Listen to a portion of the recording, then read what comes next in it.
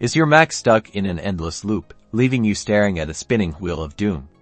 Let's get it running smoothly again with these simple troubleshooting steps. First, try the good old force quit. Press Command, Option, and Escape keys simultaneously. A force quit applications window should pop up.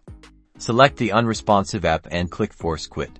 If that doesn't work, move on to a force restart. Click the Apple logo in the top left corner of your screen and select Restart. If you can't even click, hold down the Command, Control, and Power buttons simultaneously until your Mac restarts. Don't worry, this usually doesn't cause data loss. When your Mac is back on, check Activity Monitor, found in your Applications folder under Utilities. See if any process is hogging your CPU. If you find one, select it and click the X button in the top left to quit the process. Make sure you have enough storage space available. An almost full drive can cause performance issues. Clear out any unnecessary files to free up space, which can help prevent future freezes. And that's it. With these troubleshooting steps, you should be able to fix a frozen or unresponsive Mac. Let me know in the comments which tip worked for you, and be sure to subscribe for more Mac tips and tricks.